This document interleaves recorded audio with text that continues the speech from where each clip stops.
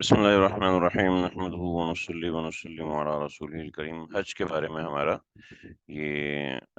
تقریباً آخری درس ہے، اور اس کے اندر ہم نے بنیادی چیزیں کافی ساری پڑھ لی تھیں۔ بنیادی مسائل ہم نے سیکھ لیے تھے، موٹی موٹی باتیں ہم نے پڑھ لی تھیں، اور اتنا پڑھ لیا تھا کہ جس سے ہمیں سمجھ میں آ جائے گا کہ ضروری مسائل کن چیزوں پہ معاملات ہوتے ہیں، کن چیزوں پہ اس طرح کی چیزیں ہوتی ہیں۔ موقع ہوا تو ہم آگے جنایات کا باب پڑھیں گے، لیکن فی الحال ہم اس کو اتنا کر کے میرے خیال میں سٹاپ کریں گے۔ کچھ موٹے موٹے مسائل ہیں جس کو سمجھنا ضروری ہے۔ ہمارے سفر میں ایک فیملی تھی جن کے والد کا وہ برین ہیمریج، یعنی دماغ کا کوئی پرابلم ہوا حج کے درمیان۔ تقریباً جب میرا 2016 میں فیملی تھی، اور ان کے والد صاحب تھے، ایک ان کی بیٹی تھی اور ایک ان کی اہلیہ تھی۔ ان کے والد صاحب کو مسئلہ ہوا اور ان کو مکہ ہاسپٹل میں لے کے گئے، پھر جدہ لے کر گئے، تو 9 ذی الحج کو ان کا آپریشن ہوا۔ ان کے لیے عرفات آنا ممکن ہی نہیں تھا، تو کچھ ایسا سلسلہ ہوا، اس ایسے سلسلے کی وجہ سے ان کا حج نہ ہو سکا۔ تو اس طریقے سے اور بھی بہت سی وجوہات ہو سکتی ہیں کہ جس وجہ کی بنیاد پر کسی کا حج نہ ہو سکا ہو، تو حج چھوٹ گیا۔ جس شخص نے حج کا احرام باندھا، اور دیکھیں اب مسئلہ یہ ہے کہ یہ جو بیمار ہو گئے تھے، یہ بیمار ہو گئے تھے 7 تاریخ کو، سوری 6 ذی الحج کو یہ بیمار ہو گئے تھے، ٹھیک ہے۔ اب 6 ذی الحج کو یہ بیمار ہوئے تھے، تو اب انہوں نے حج کا احرام نہیں باندھا ہوا۔ یا مسئلہ ہے حج فوت ہونے کا جس نے حج کا احرام باندھا، ٹھیک ہے۔ 9 ذی الحج کو صبح صادق سے پہلے پہلے عرفات میں نہ پہنچ سکا، تو اس کا حج چھوٹ گیا۔ ایسے شخص کو فائت الحج کہتے ہیں۔ اس کا حکم یہ ہے کہ جب حج چھوٹ جائے تو اسی احرام سے عمرے کے افعال ادا کریں، یعنی طواف و سعی کر کے بال منڈوا کا احرام سے نکل جائے۔ طواف شروع کرنے سے پہلے پہلے تلبیہ پڑھنا شروع کر دیں،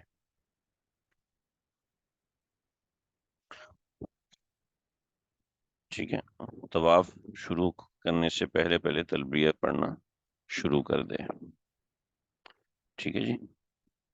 یعنی یعنی وہ اپنے گھر سے نکلا، اور گھر سے نکل کر یعنی جہاں ہوٹل میں تھا وہاں سے نکلا تو اس وقت سے تلبیہ پڑھنا شروع کر دے، اور جب وہ طواف شروع ہونے سے پہلے، جیسے عمرے کے طواف میں حرم میں داخل ہوتے ہی تلبیہ، حرم میں داخل ہوتے ہی استلام کیا، استلام کرتے ہی تلبیہ بند ہو گیا، تو یہاں پر بھی تلبیہ بند کر دیں۔ اگر فائت الحج مفرد تھا،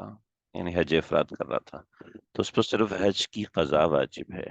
اگر قارن تھا، تو جس نے عمرہ نہیں کیا، تو یہ شخص اول تو عمرے کے لیے ایک طواف و سعی کرے،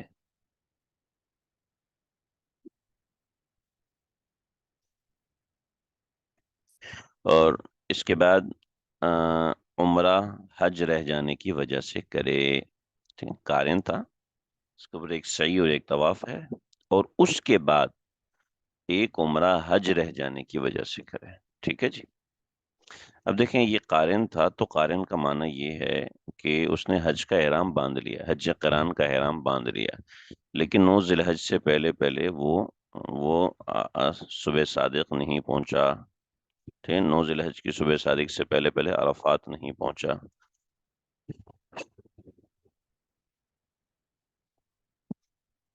ٹھیک ہے جی۔ تو اس کے بعد ایک عمرہ، دیکھیں میرے خیال میں یہاں پہ غلطی ہو گئی ہے، یہ 10ویں ذی الحج ہے، 10ویں ذی الحج ہے، 9ویں ذی الحج نہیں ہے، ٹھیک ہے۔ اس کے بعد ایک عمرہ رہ جانے کی وجہ سے ایک عمرہ حج رہ جانے کی وجہ سے کرے۔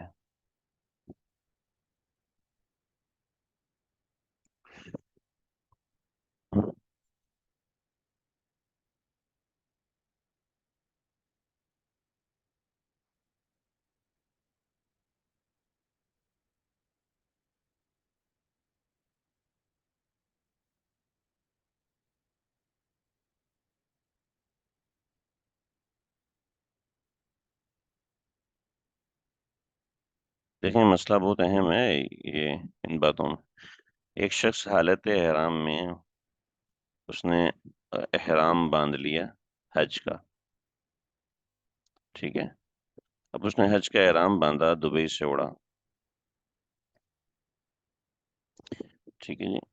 دبئی سے اڑا، اس نے حج کا احرام باندھ لیا، اور اب کسی وجہ سے وہ نہ یہاں داخل ہو سکا، نہ آگے آ سکا، نہ آگے آ سکا. ٹھیک ہے. بطور مثال کراچی سے گھر سے نکلا اور 2 رکعت پڑھ کے اس نے احرام کی نیت کر لی. ٹھیک ہے. بطور مثال اس نے حج افراد کی نیت کی، اس نے تمتع کی نیت کی، اس نے قران کی نیت کی.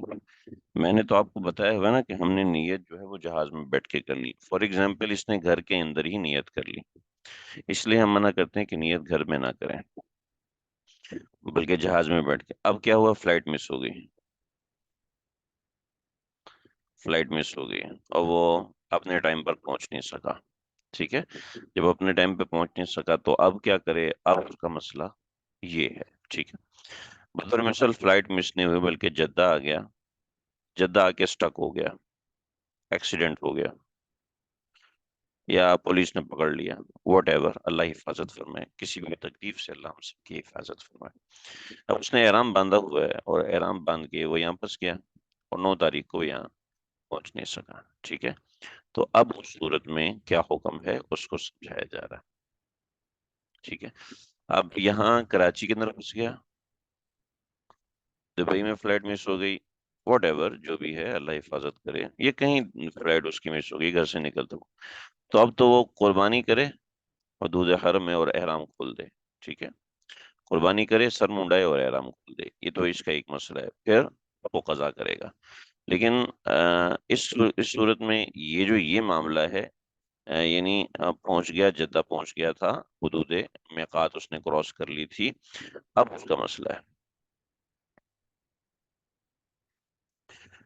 جی ہمیں کیا پڑی ان مسئلوں میں پڑھنے کی؟ اللہ کے بندو، یہ مسئلے بہت ہی اہم اور بڑے ضروری ہیں. آپ کو پتہ ہوں گے، کسی کو بتاؤ گے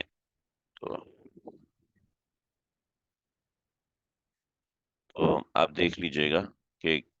یہ مسئلے کتنے اہم ہوتے ہیں. اہمیت کا اندازہ اس وقت ہوتا ہے جب ان کی ضرورت پڑتی ہے.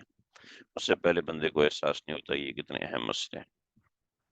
تو آیت الحج مفرد تھا، اس پر حج کی قضا واجب ہے.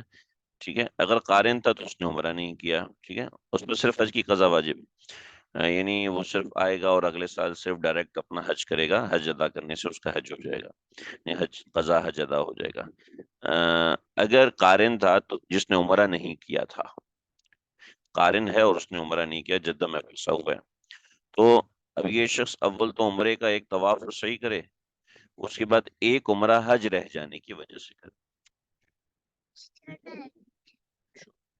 میں دیکھوں. اچھا. اس کے بعد بال منڈوا کر حلال ہو جائے. اس صورت میں اس پر صرف حج کی قضا واجب ہوگی، دم قران ساقط ہو جائے گا. اور قضا میں عمرہ کرنا واجب نہ ہوگا، لیکن کر لے تو اچھی بات ہے. اور طواف ثانی شروع کرنے سے پہلے پہلے تلبیہ پڑھنا بند کر دے. ٹھیک ہے. اور اگر عمرہ کر چکا تو وہی حکم ہے جو مفرد کا اوپر گزر چکا ہے. ٹھیک ہے. یعنی صرف حج کی قضا ہے. عمرہ کرے گا تو اچھی بات ہے، حج کی قضا ہے صرف. یعنی حج چھوٹ جانے کی وجہ سے عمرہ عمرہ کے افعال ادا کرے اور حلق اور قصر کر کے حلال ہو جائے اور حج کی قضا کرے. ٹھیک ہے. اگر متمتع تھا، جس نے عمرے کا احرام باندھ کر بال منڈوا کر حج کا احرام باندھا ہے، تو حج چھوٹ جانے کی وجہ سے عمرہ کرے اور حلق قصر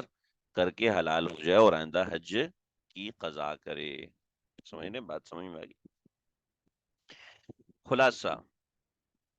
بات تھوڑی بھاری لگ رہی ہے، مجھے محسوس ہو رہا ہے. پتہ نہیں سمجھا پا رہا ہوں، میں نہیں سمجھا پا رہا. لیکن اتنی سی بات سمجھ لیں کہ جب آپ کا اللہ نہ کرے کسی کا حج چھوٹ گیا، تو حج چھوٹ گیا تو اس صورت میں جو معاملہ ہے وہ یہ ہے کہ آئے گا حرم شریف میں اور آ کے طواف کرے گا، ٹھیک ہے، اور اس کے بعد جا کے سعی کرے گا، ٹھیک ہے، اور اس کے بعد دوبارہ آئے گا، ٹھیک ہے، اور ایک اور احرام باندھے، ایک اور عمرہ کرے گا، سوری، پہلے طواف کرے گا، سعی کرے گا، بس یہ ہو گئی،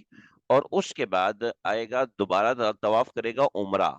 عمرے کے طور پہ، یہ طواف کرے گا عمرے کے طور پہ، چنانچہ پہلے جو طواف ہوا اس میں لبیک پڑھتا رہے، پہلے جو سعی کی اس میں لبیک پڑھتا رہے، اب آئے گا دوبارہ طواف کرے گا، وہ طواف کرنے کے بعد سعی کرے گا، سعی کر کے سر منڈا دے گا، تو اس کے لیے احرام سے نکلنا جائز ہو گیا،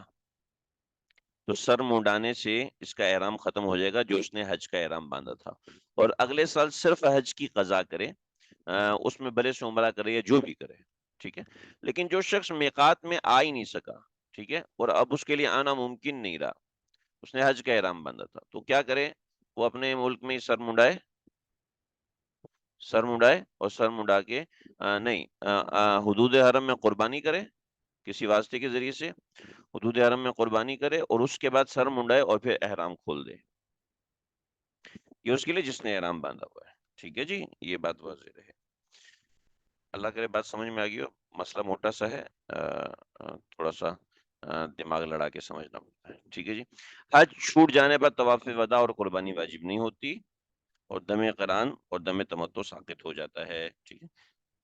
حج فرض ہو، نفل ہو، نظر مان کر واجب کر لیو، سب چھوٹ جانے ایک ہی حکم ہے، جی میں تو نفلی حج کر رہا تھا، واٹ ایور نفلی حج کر رہے تھے، سب کا حکم ہے کیا، عمرہ چھوٹ جانا ممکن نہیں، کیونکہ اس کے لیے کوئی تاریخ مقرر نہیں ہے، عرفہ، عید الاضحیٰ، ایام تشریق کے علاوہ ایام تشریق کے علاوہ سال بھر میں کسی بھی دن یا رات میں عمرہ ادا کر سکتا ہے، ایام مذکور میں عمرہ کرنا مکروہ ہے، لیکن اگر کسی نے ان دنوں میں عمرہ کر لیا تو قرات کے ساتھ ادا ہو جائے گا، ٹھیک ہے جی، احصار کہتے ہیں محصور ہو جانا، کسی بندے کو روک لیا، تو اس صورت میں کیا مسئلے ہیں، وہ یہ ہیں، اس کو ہم نہیں پڑھیں گے،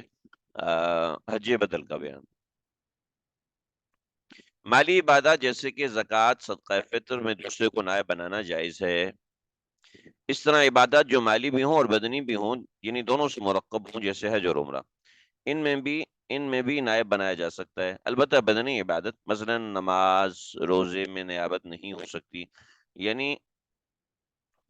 کوئی کسی کی طرف سے نماز نہیں پڑھ سکتا، نہ روزہ رکھ سکتا ہے، حضرت ابو رزین رضی اللہ تعالیٰ عنہ سے روایت ہے، انہوں نے عرض کیا، رسول اللہ میرے والد بہت بوڑھے ہیں، حج عمرے کی استطاعت ان میں نہیں ہے، وہ سفر نہیں کر سکتے، آپ علیہ السلام نے فرمایا کہ تم اپنے والد کی طرف سے حج اور عمرہ کر لو، رواہ ترمذی،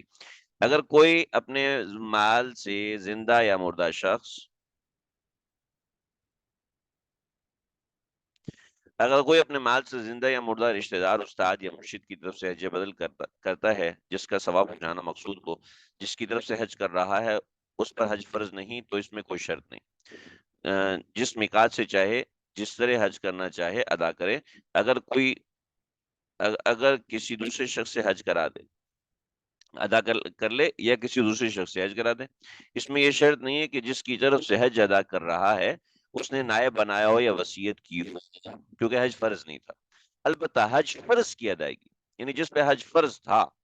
حج فرض کی ادائیگی کے لیے جو حج اس کے مال سے ادا کیا جا رہا ہے اس کی طرف سے حج کرنا ہے، تو اس کی بہت سی شرائط فقہ کی کتب میں مذکور ہیں، اس سلسلے میں ضروری مسائل یہ ہیں، یعنی جس پہ حج فرض تھا اس کی طرف سے معاملات ہیں، ٹھیک ہے، دیکھیں دو باتیں ہیں، ایک عامر اور ایک مامور، عامر کا مطلب ہے جو خرچہ کر کے حج کروا رہا ہے، مامور وہ کہ جس کو حکم دیا جا رہا ہے جو حج کر رہا ہے، عامر جو حج کروا رہا ہے یعنی جس کے پیسے لگ رہے ہیں، اور مامور جو حج کر رہا ہے، یعنی عامر کا مطلب ہے بوڑھا آدمی یا فوت شدہ آدمی، اور مامور کا مطلب ہے زندہ آدمی، چنانچہ اپنی زندگی کے اندر اگر حج نہیں کیا تو وصیت کر دینی چاہیے کہ میری طرف سے فلاں شخص میرا حج ادا کر دیں، تو بڑی نوازش ہوگی وغیرہ وغیرہ، اور پھر اس کے کچھ مسائل ہیں، دیکھیں فلاں شخص کی قید میں اس لیے لگائی تاکہ انسان متعین ہو جائے تو زیادہ بہتر ہے، اور اگر کہہ دے کہ کوئی بھی شخص میری طرف سے حج کر دے تو پھر آزاد ہوگا، کوئی بھی اس کے رشتہ دار کسی سے بھی حج کروا سکتے ہیں، جس شخص پر حج فرض ہو گیا، اس نے حج کا زمانہ پایا مگر حج نہیں کیا، پھر کوئی عذر ایسا پیش آیا جس کی وجہ سے خود حج کرنے پر قدرت نہیں رہی، مثلا ایسا بیمار ہو گیا جس سے شفا کی امید نہیں، یا نابینا یا اپاہج ہو گیا، یا بڑھاپے کی وجہ سے ایسا کمزور ہو گیا کہ خود سفر پر قدرت نہیں رہی، تو اس کے ذمہ فرض ہے کہ وہ اپنی طرف سے کسی دوسرے شخص کو بھیج کر حج کرا دے، یا یہ وصیت کر دے کہ میرے مرنے کے بعد میری طرف سے میرے مال سے حج بدل کرا دیا جائے۔ یہ وصیت میت کے قرض یہ وصیت میت کے قرض، یعنی اگر میت کے ذمے کچھ پیسے ہیں، قرضہ ہے، اس کی ادائیگی کے بعد تہائی مال سے نافذ ہو، یعنی اگر اس کا کل مال ہے 3 لاکھ روپیہ اور اس کے اوپر کوئی قرضہ نہیں ہے، بدر مثلا اس کا کل مال ہے 4 لاکھ روپیہ، 1 لاکھ روپیہ اس پہ قرضہ ہے، تو 1 لاکھ روپیہ نکال دیا، 3 لاکھ رہ گیا، تو تہائی مال ہے 1/3، مطلب 3 لاکھ میں سے 1 لاکھ، تو 1 لاکھ میں اس کی وصیت نافذ ہوگی۔ جی 1 لاکھ میں کیسے جو بطور مثال 1 لاکھ ڈالر ہے، تو بطور مثال 1 لاکھ ریال ہے، تو اگر کسی نے اپنے آپ کو معذور مجبور جان کر حج بدل کرایا، اس کے بعد خود حج کرنے پر قادر ہو گیا، تو حج کرنا فرض ہو گیا، جو حج بدل کرا دیا وہ حج نفل ہو جائے گا۔ اگر کسی عورت کے پاس حج کے لیے رقم موجود ہو مگر ساتھ جانے کے لیے کوئی محرم نہیں ملتا، یا ملتا تو ہے مگر وہ اپنا خرچ برداشت نہیں کر سکتا، عورت کے پاس اتنا پیسہ نہیں کہ وہ اپنے خرچ کے علاوہ محرم کا خرچ بھی خود برداشت کرے، تو موت سے پہلے وصیت کر دے کہ میری طرف سے حج بدل کرا دیا جائے، یہ وصیت تہائی مال میں نافذ ہوگی۔ مسئلہ نمبر 4، بہتر ہے کہ حج بدل اس شخص سے کرایا جائے جس نے پہلے اپنا حج کر لیا ہو۔ اگر ایسے شخص سے حج بدل کرایا جس نے اپنا حج نہیں کیا اور اس پر حج فرض بھی نہیں ہے، تو حج بدل ہو جائے گا مگر خلاف اولا۔ اگر اپنا حج فرض ہونے کے باوجود کسی نے اب تک حج فرض نہیں کیا، تو اس پہ حج بدل کرانا اس سے حج بدل کرانا مکروہ تحریمی ہے، مگر عامر کا حج پھر بھی ادا ہو جائے گا، ایسے نہیں کرنا چاہیے۔ یہ ضروری مسائل ہے، میں صرف پڑھ رہا ہوں، جہاں سمجھانے کی ضرورت پیش ہے سمجھا بھی دوں گا۔ حج بدل اجرت یا معاوضہ لے کر کرنا جائز نہیں ہے، حج کرنے پر معاوضہ اور اجرت لینا دونوں ہی حرام ہیں۔ اگر کسی نے اجرت طے کر کے حج بدل کرا دیا تو کرنے والا اور کرانے والے دونوں گنہگار ہوں گے، البتہ حج پھر بھی عامر ہی کا ادا ہو جائے گا، اور جو اجرت لی ہے وہ واپس کرنا لازم ہوگی۔ جتنا روپیہ حج میں خرچ کیا مامور کو صرف وہی دیا جائے گا۔ حج بدل فرض حج بدل میں عامر کا روپیہ خرچ ہونا ضروری ہے، البتہ اگر زیادہ روپیہ حج کرانے والے کا ہو، تھوڑا سا حج بدل کرنے والے نے اپنی طرف سے خرچ کر دیا، تب بھی عامر کا حج فرض ادا ہو جائے گا۔ فرض حج بدل پر جانے والوں کے لیے لازم ہے کہ عامر ہی کی میقات سے اس کی طرف سے احرام باندھے، ٹھیک ہے، عامر کی میقات، بطور مثال اگر کوئی پاکستان میں رہتا ہے تو اس کا حج بدل پاکستان سے ہی کیا جائے، بہتر ہے۔ کوئی شخص جدہ میں رہتا ہے تو اس کا حج بدل جدہ سے ہی کیا جائے۔ حج کے بعد مامور کو عامر کے وطن لوٹ کر آنا افضل ہے، یعنی ایسا نہیں کہ وہ وہاں سے کسی اور ملک میں چلا جائے، بلکہ واپس اپنے ملک میں آئے، کیونکہ عامر جیسے حج کر رہا تھا ویسے ہی مامور کو حج کرنا چاہیے۔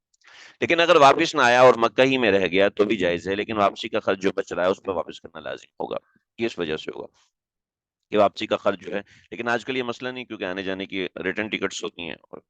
اگر مامور عامر کے حج سے فارغ ہو کر اپنی طرف سے عمرہ کرے تو جائز ہے، لیکن اپنے عمرے کا خرچ اپنے پاس سے کرے، عامر کے مال سے نہ کرے۔ اس لیے بہتر ہے کہ جو حج بدل کر رہے ہیں وہ حج افراد کریں، اور حج افراد اگر نہیں کر سکتے کسی بھی وجہ سے تو وہ کوئی حج تمتع یا قران کر سکتے ہیں، لیکن عامر کی اجازت ہونا ضروری ہے، لیکن اس میں دم شوگر جو ہوگا وہ عامر کی طرف سے نہیں ہوگا بلکہ اپنی طرف سے ہوگا۔ بہرحال یہ ہے، اگر عامر اپنی خوشی سے ادا کر دے تو اچھی بات ہے۔ دوسرے کا حج ادا کرنے کے لیے حج بدل کرنا اپنا نفلی حج ادا کرنے سے بہتر ہے۔ دوسرے کا حج ادا کرنے کے لیے حج بدل کرنا اپنا نفلی حج ادا کرنے سے بہتر ہے، بات ذہن میں رکھیں۔ مدینہ المنورہ آنے جانے کا خرچہ اور وہاں کے قیام کے اخراجات عامر کے مال سے اجازت کے بغیر نہ کرے، ٹھیک ہے؟ یہ ضروری مسئلے ہیں۔ ضروری نہیں کہ مرد مرد کی طرف سے عورت کی طرف سے حج بدل کرے، اگر مرد نے عورت کی طرف سے کیا یا عورت نے مرد کی طرف سے حج بدل ادا کر دیا تو تب بھی ادا ہو جائے گا، مگر عورت کے لیے سفر میں جاتے وقت ضروری ہے کہ محرم ساتھ ہو، نیز شوہر کی اجازت کے بغیر کسی کے حج بدل کے لیے سفر پر نہ جائے۔ میں نے ایک حج بدل کیا تھا تو ایک خاتون کی طرف سے کیا تھا، اور دوسرا حج بدل جو میں نے میرا ہے وہ ایک مرد کی طرف سے، تو عورت کی طرف سے حج بدل مرد کر سکتا ہے، اور حج بدل میں بہت سے مسائل ہوتے ہیں، بڑی باریک چیزیں ہوتی ہیں۔ مجھے ایک صاحب نے کہا کہ جی وہ کیا ہے، میں فلاں جو اگر کوئی آپ سے کہتا ہے حج بدل کا تو برائے مہربانی آپ میرا نام لے دیں، مجھے بڑا شوق ہے وغیرہ وغیرہ۔ میں نے کہا بھی میں آپ کی گارنٹی کیسے لے سکتا ہوں؟ خود میں جب کسی کا حج بدل کرنے گیا تو میں اس کی طرف سے رمی کرتے وقت نیت کرنا بھول گیا، ہڑاوڑی اتنی تھی، تو مجھے تقریباً 17 کلومیٹر مزید چلنا پڑا، اور میں نے دوبارہ آ کے اس کی طرف سے اور مجھے چونکہ مسئلہ پتا تھا، اس وجہ سے، کیونکہ وہ پولیس والے تو واپس آنے نہیں دیتے نا وہاں سے، تو جی وہ رمی خراب ہوگی، نیت نہیں کر سکتا، ان کو کیا بتائیں گے، وہ تو کسی کو واپس مڑنے دیتے ہی نہیں ہے، تو وہ ایک ہی موقع ہوتا ہے، تو اب پورا چکر لگا کے پورا نظام خراب ہو جاتا ہے، اور ایک مسئلے میں ایک جگہ نیت ہو نہیں سکی، تو اس کی طرف سے دم واجب ہوا، تو دم دم دیا، اپنے پیسوں سے دم دیا، تو ظاہری بات ہے اگر کسی بندے کو پتہ ہی نہیں ہے تو مسئلہ پتہ کرتے کرتے ہی 3 4 دن لگ جاتے ہیں، کسی کا حج خراب ہو جائے گا، تو یہ بڑی اہم چیز ہے، یعنی اتنی احتیاط اور اتنی احتیاط پھونک پھونک کے قدم رکھنے کے باوجود بھی غلطی ہو سکتی ہے، یعنی انتہائی شدید غلطی ہو سکتی ہے، اور اصل تو وہی ہے کہ وہ کیا جائے، تو اتنی اہم باتیں ہیں، ایسے کسی پہ انسان اعتماد نہیں کر سکتا، اور وہ لوگ جو پہلے حج کر چکے ہیں وہ لوگوں کا حج بہت زیادہ خراب کرتے ہیں، بہت خراب کرتے ہیں حج، اس بات کا بڑا دھیان رکھنا ضروری ہے۔ عامر معمور کے مال سے کسی کی دعوت نہ کرے، نہ کسی کو کھانے میں شریک کرے، نہ کسی کو قرض دے، ہاں اگر عامر نے ان چیزوں کی اجازت دی ہے تو جائز ہے، لیکن مرنے والے کے مال سے حج کرنے کی صورت میں بالغ ورثہ کی اجازت ضروری ہے، یہ آج کل مسئلہ نہیں ہے۔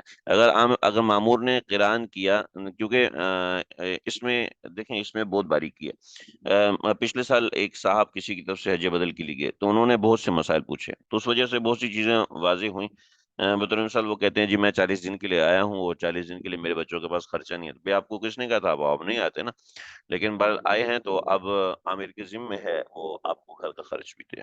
اب جس نے حج بدل کروایا تھا وہ تو بس گیا بیچارہ، ابھی اتنی مشکل سے پیسے جوڑ کے حج بدل کروا رہا ہوں، اور جناب اوپر سے آپ کو یہ خرچہ بھی دینا پڑے گا، اور پھر اس نے یہاں کا خرچہ بھی اس سے لیا، تو اس صورت میں یہ مسئلے ہوتے ہیں، اور بہتر ہے کہ کسی ایسے بندے سے حج بدل کروایا جائے جو توسع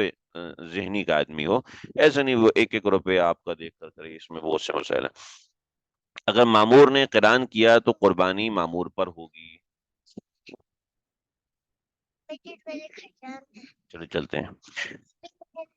ٹھیک ہے۔ اگر احرام باندھنے کے بعد احصار ہو جائے تو دم احصار عامر کے مال سے دے سکتا ہے، یہ احصار کا مسئلہ ہے، آج کل ویزا کلیئر ہونے کے بعد ہی لوگ جاتے ہیں، اس لیے احصار عام طور پہ نہیں ہوتا، لیکن خدا نہ خاصا ایسا مسئلہ ہو تو اس کے مسائل الگ ہے، پورا باب الگ ہے۔ جس سال عامر نے حج کا حکم دیا، مامور نے اس سال حج نہ کیا بلکہ دوسرے سال عامر کی طرف سے حج کیا، تب بھی عامر کا حج ادا ہو جائے گا اور مامور کا زمان واجب نہیں ہوگا۔ اگر عامر نے مامور کو اجازت دی تھی کہ بوقت ضرورت قرض لے لینا، اور جو قرض لوگے میں ادا کروں گا، تو ضروریات حج کے لیے مامور قرض لے سکتا ہے، ٹھیک ہے، یہ وہی مسئلہ ہے خرچ کا۔ اگر کسی شخص پر حج فرض تھا اور اپنے مال سے حج کرانے کے لیے ان کی وصیت کیے بغیر مر گیا، اس کی طرف سے اس کی اولاد نے کسی دوسرے وارثوں نے حج بدل کر لیا، تو اللہ سے امید ہے مرنے والے کا حج ہو جائے گا، لیکن جس پر حج فرض ہوا اور خود نہ کیا اور اپنی طرف سے حج بدل کی، وصیت ضرور کرے، کوئی ضروری نہیں کہ وارث اس کی طرف سے حج بدل کریں یا کسی کو بھیج کر حج کروائیں، حج بدل کرنے کی وصیت کر کے مرے گا تب ذمہ داری وارثوں کی ہوگی، یعنی وصیت کی ضرورت ہے۔ حج بدل کے تمام ضروری مصارف حج کرانے والے کے ذمے ہوں گے۔ آج کل پیکج ہوتے ہیں، گورنمنٹ کے پیکج ہیں، پرائیویٹ پیکج ہیں، اس کے بغیر کوئی جا نہیں سکتا، جس میں آنے جانے کا کرایہ، مکہ معظمہ، قیام مکہ معظمہ، مینا عرفات کے خیمے کا کرایہ، کھانے پینے، کپڑے دھلوانے کے اخراجات سب داخل ہیں۔ احرام کے کپڑے، سفر کی ضروری برتن اور دیگر ضروری اشیاء کی خریداری سب کچھ عامر کی ذمہ ہوگی، لیکن کپڑے برتن وغیرہ حج سے فارغ ہونے کے بعد عامر یعنی حج کرانے والے کو واپس دینا ہوں گے۔ اس طرح خرچ کے بعد اگر کچھ نقد رقم بچے تو وہ بھی واپس کرنا ہوگی، البتہ حج بدل کرانے والے نے اگر اپنے پیسے سے حج کرایا ہو اور حج کرنے والے کو باقی رقم اب دے دے، یا پہلے ہی سے اس نے کہہ دیا کہ حج سے فارغ ہو کر جو سامان بچے اور باقی ایماندار تمہارے لیے میری طرف سے ہبہ ہدیہ ہے، تو حج کرنے والا باقی مال کو اپنے خرچ میں لا سکتا ہے۔ آج کل یہ عام طور پہ یہ مسئلے نہیں ہوتے، کیونکہ برتن وغیرہ سارے ان کی طرف سے ہوتے ہیں۔ عام طور پہ جو کپڑے ہیں وہ سلائی ہونے کے بعد کسی دوسرے کے قابل نہیں رہتے۔ اس طریقے سے اگر کوئی مسواک دی ہوئی ہے یا اس طرح کی کوئی چیز دی ہے، وہ استعمال شدہ ہونے کے بعد واپس کرنے کے قابل نہیں رہتی۔ اگر عامر نے میت کے مال سے میت کی طرف سے حج بدل کرایا ہو، مرنے والے نے وصیت کی کہ حج کے اخراجات کے بعد مال بچے وہ حج کرنے والے کو دے دیا جائے، تب بھی اس کو بقیہ مال دینا درست ہوگا، بشرطے کہ حج کے مصارف اور یہ زائد مال مرنے والے کے ترکے کا ایک تہائی میں سے پورا ہو جاتا ہو۔ میں نے بتایا وہ 1 لاکھ 3 لاکھ والی مثال، اگر تہائی مال سے زائد خرچ ہو رہا ہو تو وارثوں کی اجازت کے بغیر دینا جائز نہیں ہوگا، البتہ نابالغ کی اجازت کا اعتبار نہیں، یہ بڑے مسئلے ہیں اگر کوئی نابالغ ہے۔ حج بدل کا سفر عامر یعنی حج کرانے والے کے وطن سے شروع کیا جائے، یہ بہتر ہے، ٹھیک ہے۔ اگر کہیں اور سے بھی کر لے تو جائز ہے، کوئی مسئلہ نہیں۔ معمول آپ لوگ بور ہو رہے ہوں گے، لیکن مسئلے ایسے ہیں کہ جس میں کوئی اتنی وضاحت کی ضرورت نہیں ہے،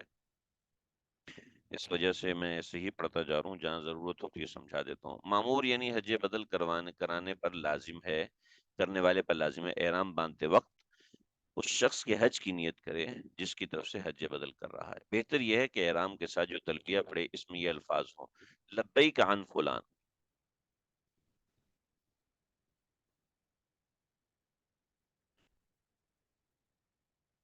یعنی لبیک بھی فلاں کی طرف سے کہے، ٹھیک ہے جی، اہم چیز ہے، اس کو ذہن میں رکھنا ضروری ہے۔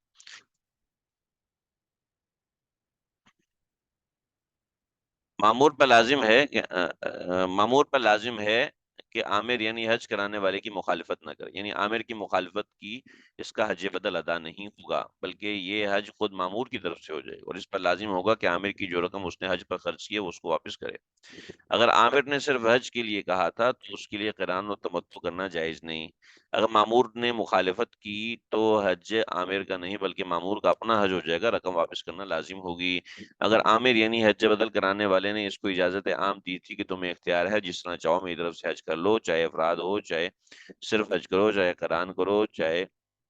انہیں حج عمرہ دونوں کا احرام ایک ساتھ باندھ لو یا تمتع کر لو، تو اس صورت میں معمور کے لیے افراد اور قران بالاتفاق جائز ہے۔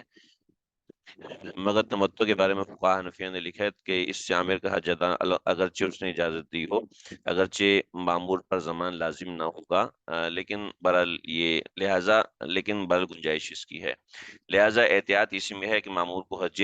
تمتع کی اجازت نہ دی جائے۔ البتہ حالات حاضرہ کے پیش نظر بعض اکابر نے عامر کی اجازت سے تمتع کرنے اور اس سے عامر کا حج ادا ہونے کی گنجائش نکالی ہے، مگر پھر بھی احتیاطاً لازم ہے کہ کوشش کی جائے حج بدل کے لیے جانے والا ایسے جہاز سے جائے جس کے پہنچنے کے بعد حج میں زیادہ دیر نہ ہو، تاکہ حج میقاتی ہو سکے، تمتع کے لیے مجبور نہ ہو۔ لیکن چونکہ فقہا نے اجازت دی ہے تو اس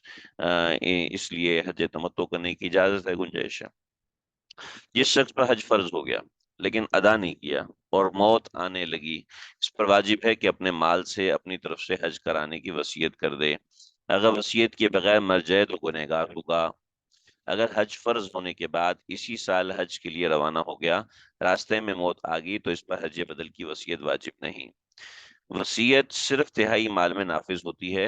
اور اگر میت پر قرض ہو تو قرض کی ادائیگی کے بعد جو مال بچے اس کے تہائی یعنی 33.33 میں حج بدل کی وصیت اور تمام وصیتیں نافذ ہوں گی۔ وصیت کی صورت میں تہائی مال سے حج کرایا جائے، مرنے والے نے تہائی مال کا ذکر کیا ہو یا نہ کیا ہو، البتہ دیکھیں یہ وہی بات وہ 3 لاکھ اور 1 لاکھ والی میں نے بتائی تھی، البتہ اگر بالغ وارث اپنی خوشی سے تہائی مال سے زیادہ دے تو بھی یہ جائز ہے۔ اگر تہائی مال میں حج کی گنجائش نہ ہو بلکہ بالغ ورثہ اپنی طرف سے مزید مال دینے پر راضی نہ ہو جس سے تہائی مال سے حج کرایا جا سکے، تو وہاں سے کسی کو حج بدل کے لیے مامور کر دیا جائے، یعنی پاکستان سے اگر وہ حج کرتا ہے تو تہائی مال سے زیادہ خرچ ہوتا ہے، اب جدہ سے کوئی حج کرتا ہے تو وہ تہائی مال سے کم خرچ ہوتا ہے، تو لہٰذا وہاں سے ہی اس کو مامور بنا دیا جائے۔ اور بات یہاں مکمل ہوگی۔ سوال کسی نے کیا کہ اگر ایک تہائی مال میں خرچ نہ نکل سکے تو وصیت کرنے والے سے بری ذمہ ہو جائے گا. یہ وصیت کرنے سے بری ذمہ تو نہیں ہوگا، لیکن استغفار بر کرتا رہے، امید ہے اللہ تعالیٰ معاف فرما دیں گے. مطلب وصیت کرنے والے کے ذمہ ہے، بس وہ وصیت کر دے، آگے اللہ کی مرضی. بری ذمہ ہونا یہ ہم نہیں کہہ سکتے. کسی کا کوئی اور سوال ہو بتا دیں. بات یہاں مکمل ہوگی میرے خیال میں. سبق آج ہمارا یہیں تک ہوگا. حج کے حوالے سے بنیادی باتیں مکمل ہوئیں. بقیہ انشاءاللہ ہم سبق دیکھیں گے قرآن مجید کا. صلی اللہ تعالی علی خیر خلقہ محمد وآلہ وصحبہ اجمعین.